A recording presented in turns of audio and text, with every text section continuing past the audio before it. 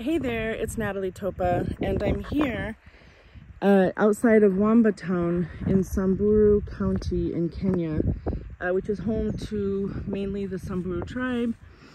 And we have a huge amount of pastoralism culturally that happens here, which means the tribes with animals, goats, cows, camels are grazing, doing a lot of grazing in this land. And also wood is used for a number of things, including construction of houses and construction of animal kraals, and also for domestic fuel and charcoal production. So that's for domestic fuel as well as for commercial sale. So what we're doing here is we've been here for the last 2 weeks.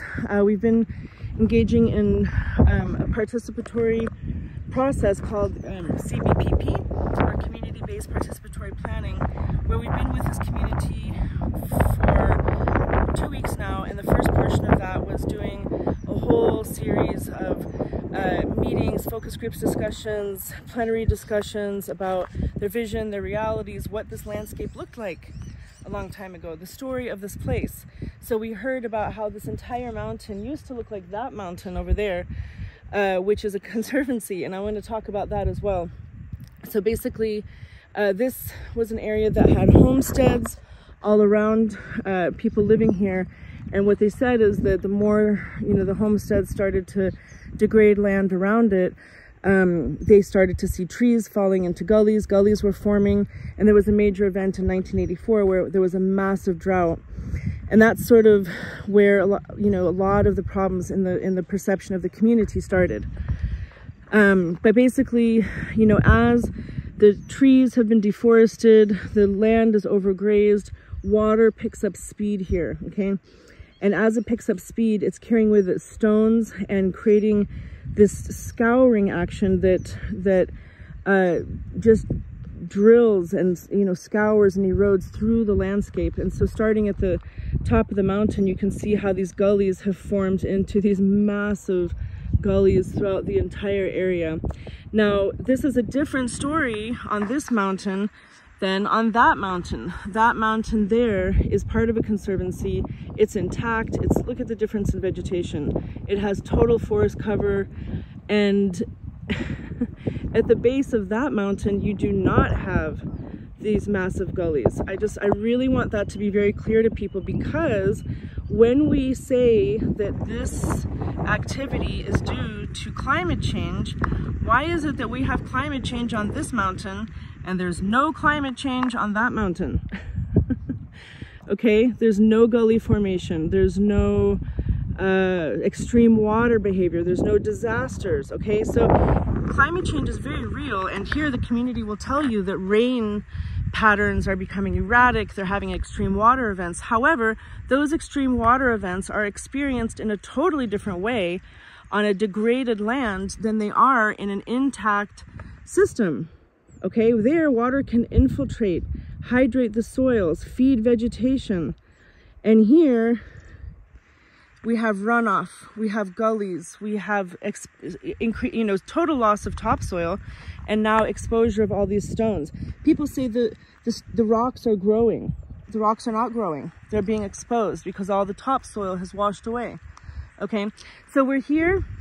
We're at the end of our 2 weeks, and we've had two major different things happen. One was the development of a community plan with community representatives, leaders, elder women, elder men, youth, so many.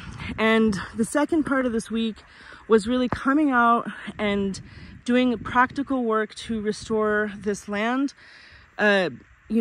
slow down erosion, slow down water, increase infiltration, do passive water harvesting, build back soils, do FMNR to try to sort of reinstate the natural vegetation.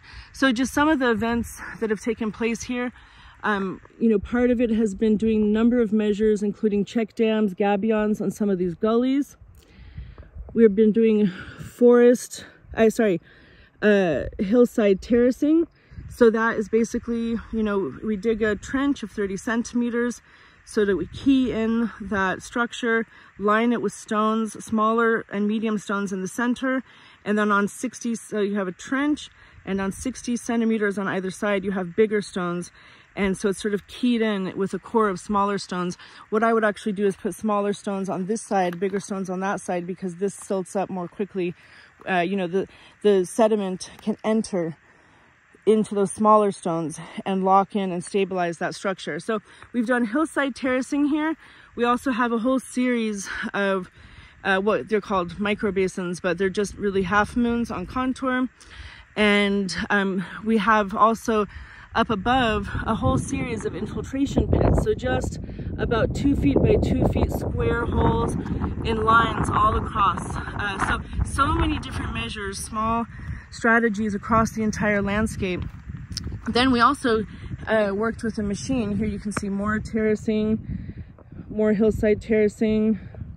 So in so many areas, just doing whatever we can to slow spread and sink that water into the soil where it will continue to go downhill. We just want that to happen inside the soil, not on top of the soil.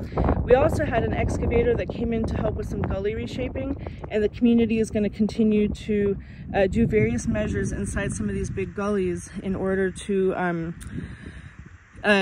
reduce the speed and erosive power of the water. We also have a deep trench that goes across the bottom of this hill, and it continues, it's a bit hard to see, on the other side of this terrace. That's basically, you see the terrace and then you see the berm, but in between there is a long deep trench that goes all across the base of this mountain. So for permaculture people, you may refer to that as a swale. It's more of a channel though, really a trench, but it captures water and infiltrates it, and that's the point of that. So we also did a whole series of things down below. So this is the first part of my video, and I'm actually making 3 videos from this community. So here we are on the upper part of the system. Okay, we're here on the mountain. And this is the hat. I'm gonna just take you a bit down towards the belt, where we've done lots of trenches and other earthworks and stoneworks down there. Not trenches, but other like stone buns. And then we're gonna go to the house of Priscilla, where we did a bit of a, sponge homestead, food forest,